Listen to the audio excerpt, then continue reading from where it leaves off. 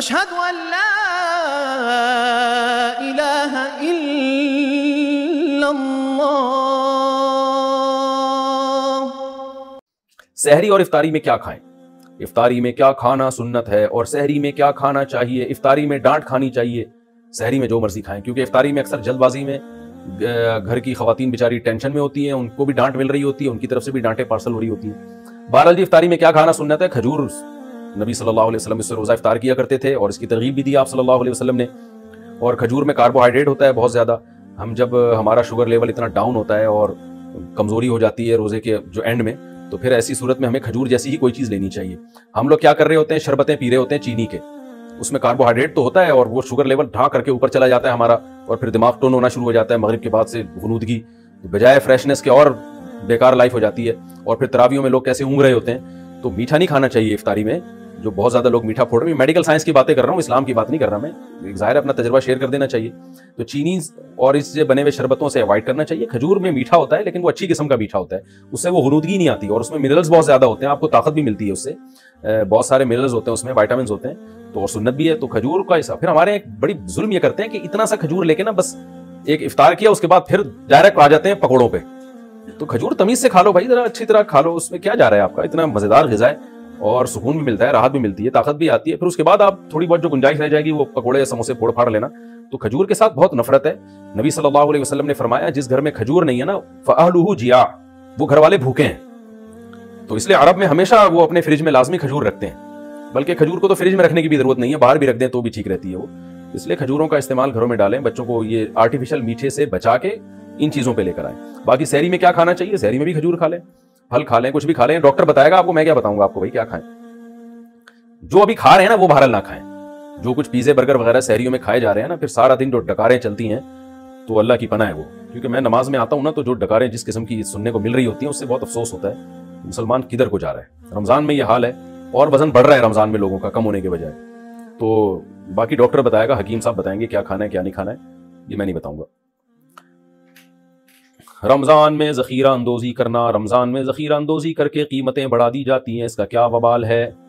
اگر کوئی چیز مارکیٹ میں شارٹ چل رہی ہے، کھانے پینے کی چیز ہے، لوگوں کو مل نہیں رہی، تو اس میں ذخیرہ اندوزی حرام ہے، وہ غلط چیز ہے۔ لیکن اگر وہ اویلیبل ہے مارکیٹ میں، یہاں سے نہیں ملے گا تو وہاں سے مل جائے گا، تو پھر اگر کوئی تاجر روک لیتا ہے کہ جی میں بعد میں بیچوں گا تو ٹھیک ہے، اس میں کوئی گناہ نہیں ہے۔ ایسی ذخیرہ اندوزی جس سے لوگوں کو نقصان پہنچ رہا ہو، ان کی بیسک ضرورتیں ہی پوری نہ ہو رہی، وہ حرام ہے۔ رمضان میں اصلاح نفس کا طریقہ، رمضان المبارک میں انسان کی اصلاح کا کیا طریقہ ہونا چاہیے؟ محمد سفیان، یہ تو شرعی مسئلہ نہیں ہے، یہ تو آپ نے پورا واعظ و نصیحت کی باتیں پوچھنا شروع کر دی سفیان بھائی۔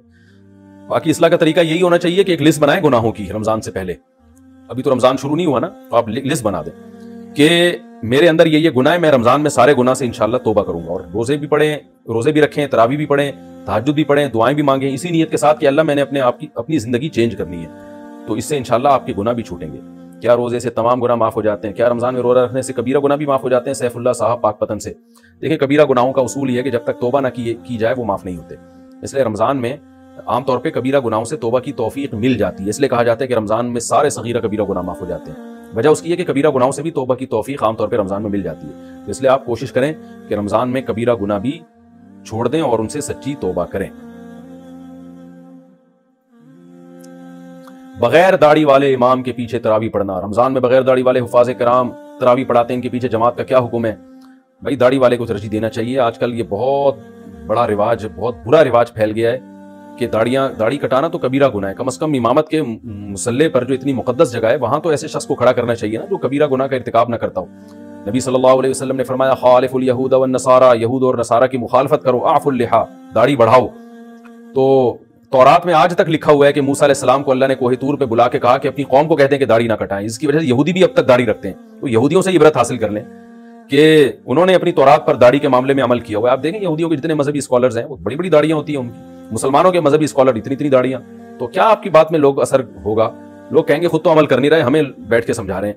تو اور پھر ہمارے یہاں ایک بڑا عذاب یہ آ گیا کہ مذہبی اسکالر جو داڑیاں کاٹ رہے ہیں نا، ایک تو جرم، اوپر سے اس کی توجیہ بھی، کہتے کہاں لکھا ہے حدیث میں کہ داڑھی بڑھاؤ؟ یہ تو کلچر تھا بھائی، حدیث میں کیوں نہیں ہے؟ بخاری مسلم کی کتنی ساری حدیث ہیں جن میں اعفاء کا حکم ہے، بڑھانے کا حکم ہے۔ کوئی ایک صحابی دکھا دیں جو داڑھی چھوٹی کرتے ہوں، کوئی ایک پیغمبر بتا دیں جن کی داڑھی چھوٹی ہو، بڑے آرام سے اس کو کہتے ہیں تو کلچر کا حصہ تھا۔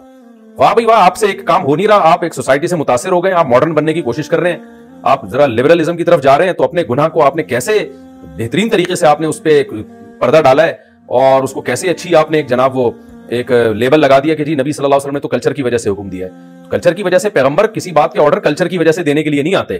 پیغمبر کے جو احکامات ہوتے ہیں وہ خدائی وحی ہوتی ہے, اس کی وجہ سے آپ صلی اللہ علیہ وسلم احکام دے رہے ہوتے ہیں. تو آپ سے اگر ایک کام نہیں ہوتا آپ توبہ کریں, اب لوگوں کو بتائیں کہ بھئی میں گناہگار ہوں, میں مانتا ہوں داڑھی بڑھانا لازم ہے. ڈاکٹر محمود غازی رحمۃ اللہ علیہ اسلام آباد یونیورسٹی کے پروفیسر تھے اور اللہ ان کو کی مغفرت فرمائے, بڑے زبردست عالم تھے, بہت اللہ نے علم دیا, تقویٰ دیا. لیکن ایک بات تھی, وہ داڑھی چھوٹی تھی ان کی, لیکن وہ کہتے تھے برملا کہ بھائی میرا یہ جرم ہے, میں مانتا ہوں. ان کی مجھے یہ بات بڑی اچھی لگتی تھی. وہ کہتے تھے میں داڑھی چھوٹی کرتا ہوں لیکن میں اس پہ کوئی لیبل نہیں لگاتا, میں اس کو جائز نہیں قرار دیتا, یہ بالکل ناجائز ہے. میں دعا کرتا ہوں اور آپ لوگ بھی دعا کریں اللہ مجھے پوری داڑھی کی توفیق دے دے. تو مجھے ان کا یہ عمل بڑا اچھا لگتا تھا کہ چلو ایک غلطی ہے, ان سے کوئی وجہ ہوگی, مصلحت ہوگی, نہیں رکھ پائے, مجھے نہیں پتا وہ مصلحت کیا تھی, لیکن کم از کم ایسا تو نہیں ہے نا کہ اپنی ایک عمل کی وجہ سے شریعت ہی کو چینج کر دیا ہو. تو آج بہت سے اسلامی اسکالرز ہیں, ان سے داڑھی نہیں رکھی جاتی پوری, تو سیدھے سیدھے کہتے ہیں بھائی اللہ کا حکم ہے, ہم نہیں کر پا رہے, ہم نے کب دعویٰ کیا کہ ہم 100% سچے پکے مسلمان ہیں, ہم کمزور مسلمان ہیں. تو یہ کہہ دیں وہ, لیکن یہ کہ چینج ہی کرنا شروع کر دیا کہ جی کہاں ہے اسلام میں داڑھی. بعض لوگ یہ کہتے ہیں کہ کیا پورا اسلام داڑھی میں ہی ہے, کیا تمہیں داڑھی کے علاوہ کچھ نظر نہیں آتا؟ تو ہم نہیں کہتے پورا اسلام داڑھی میں ہے, لیکن پورے اسلام میں داڑھی بھی ہے بہرحال. تو اس لیے جو تراویح میں ہے نا, ایسے امام کو ترجیح دینی چاہیے جو مکمل داڑھی ہو, جس کی اس کی ایک برکت ہوتی ہے. آپ اس کو اپنا نمائندہ بنا رہے ہیں نماز میں, وہ گویا آپ کا پیغام, آپ کی جو دعا ہے سورہ فاتحہ میں جب وہ فاتحہ پڑھتا ہے تو آپ کی طرف سے پڑھتا ہے نا, وہ ایک نمائندہ بن کے اللہ سے بات کر رہا ہے. تو اس لیے بغیر داڑھی والوں کے پیچھے جو تراویح پڑھنے کا رواج ہے یہ قابل اصلاح ہے, اس کو کوشش کریں ختم کرنے کی. داڑھی والوں کو, جو امام داڑھی رکھتا ہو اس کو پروموٹ کریں. اور پھر داڑھی بھی کافی نہیں ہے, بعض ائمہ ایسے ہوتے ہیں جو رمضانی امام ہوتے ہیں, وہ پورے سال بدماشیوں میں لگے ہوتے ہیں, ساری اوٹ پٹانگ حرکتیں وہ کر رہے ہوتے ہیں, چوریاں وہ کر رہے ہوتے ہیں, لڑکیوں کو وہ چھیڑ رہے ہوتے ہیں, فلمیں ڈرامے وہ دیکھ رہے ہوتے ہیں, رمضان میں مصلی پہ مسجد میں آ کے وہ امام بنے ہوئے ہوتے ہیں, لوگ سمجھ رہے, لوگ ان سے دم کرا رہے ہوتے ہیں.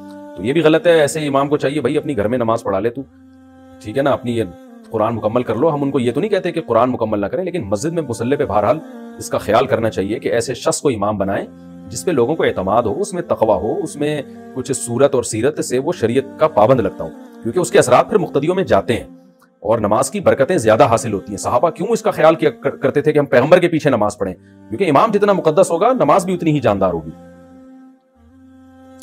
نابالغ بچے کا تراویح پڑھانا یا سننا, نابالغ بچوں کے پیچھے تراویح کا کیا حکم ہے؟ نیز کیا چھوٹا بچہ تراویح میں سامع بن سکتا ہے؟